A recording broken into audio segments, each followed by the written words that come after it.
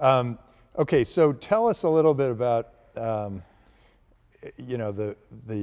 SolarCity and what problems were you solving at the very beginning, and what were you trying to do at the very beginning, and then how has that evolved?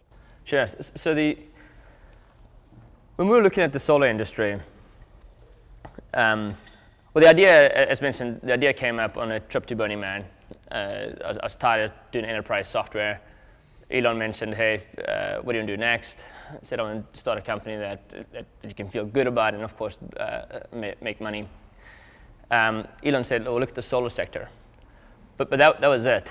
So we spent a fair amount of time analyzing the market to see where's the best sector of the value chain, where's the best place to focus on in the solar sector. At the time, everyone said, get into the panel manufacturing business. Everyone said that. Oh, the analyst is like, there's a massive supply constraint. This is where all the big money is going. This is where you're going to be successful. Get into the panel manufacturing. It's something that you'll realize as you're looking at starting your own business. The great businesses is where there's a massive arbitrage between what people think is good or bad. So the great businesses are the ones where a lot of people hear it and go, I don't think that's going to work. Sell secondhand stuff over the internet. That sounds stupid. Who's going to buy that? Leverage people's apartments. You guys just heard this to have them rent their apartment instead of a hotel room. That sounds dumb. Who would want to do that? So the bigger the arbitrage, the better the opportunity. Now sometimes they're right, and that's the risk. So everybody was focused on manufacturing equipment. No one was focused on delivering solar energy. And no one was focused on the services part. So we decided to get into the hard work of actually installing solar panels on people's roofs. And the general feedback when we were trying to raise capital was, that's a bad business. It's heavy labor. There's no barriers to entry. And you're not going to be able to compete against all the local players. And in fact, to date, you cannot find any national brand that is home services. Try to think of one. So that there is no national brand, a national brand which does in-home services that is not a franchise. It just doesn't exist. So you've got Roto-Rooter, that's a franchise. Mr. Electric, that's a franchise. There's nothing that's not a franchise. And so that's what we're up against. But we knew that was the right thing. And the whole business model is to make solar affordable. And the only way you can make it affordable is by maintaining the cost and doing all the work yourself.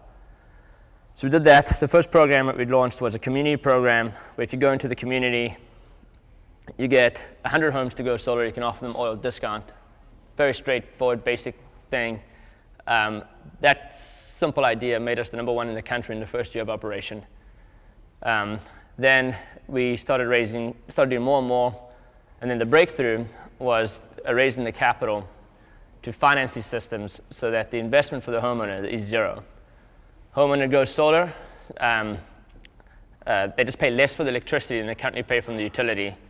And they save roughly 10 to 20% off their energy cost with no investment. So it's just cheaper, cleaner energy. And that allowed us to go from 2 employees, or actually by that time we were probably about 200 employees, but now we're close to 12,000, so becoming a big company. Yeah, that when we invested, your company broke every one of our rules. It was people intensive, retrofitting homes.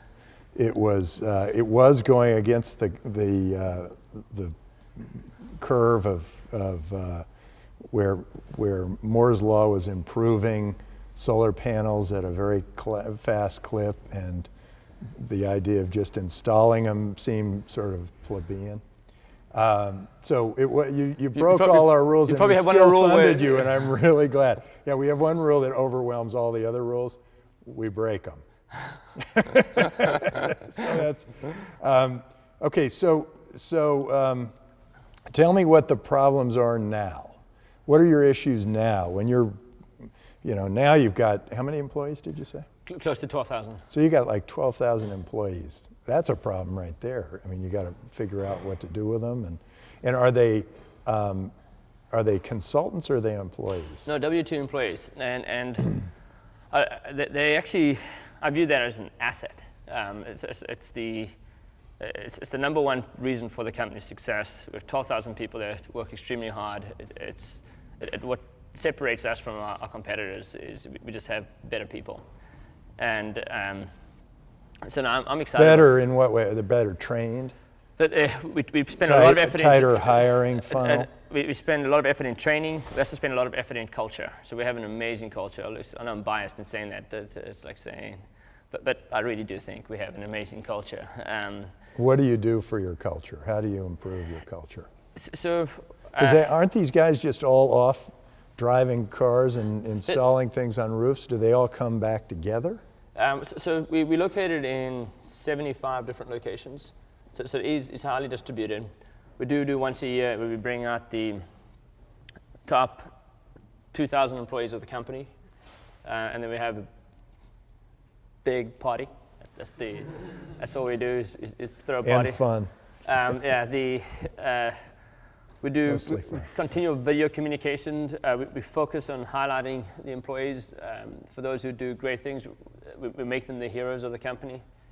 And then we also have the passion of the mission, which really helps a lot. So you may not know this, but the largest air polluter in the country is the utility.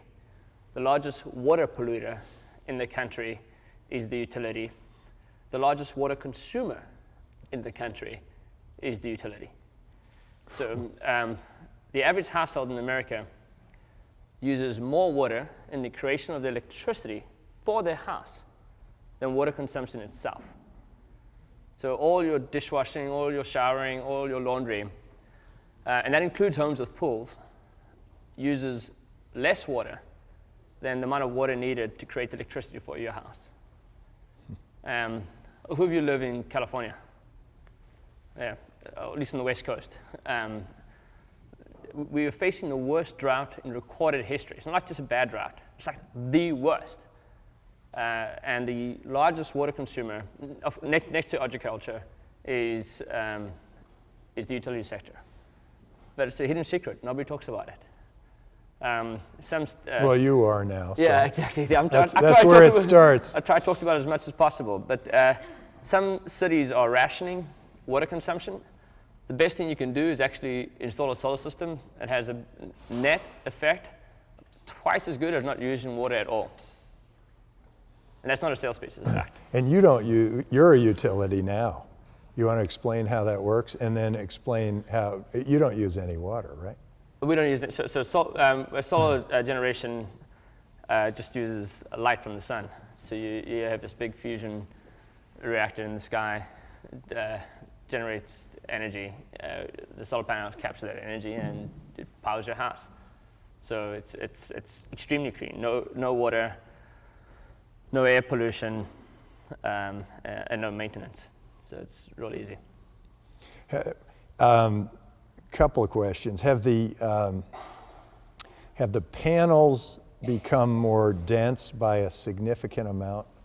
And so is the homeowner more incentivized to put one of these on their house than they were maybe 3 years ago? No, I mean, it's like this minor improvements, but the efficiency has gone from probably about 14% efficiency to about 17% efficiency over the last like 10 years. So it's like really just minor step function improvements in the efficiency. The costs have come down. That's been the biggest focus. So cost reductions occurred. Efficiency improvements have slightly improved. Now the holy grail is high efficient modules. So getting into the 22-23% efficiency at low efficiency cost. But nobody's cracked that nut yet. We're going to try to crack that nut, but nobody's cracked that nut yet.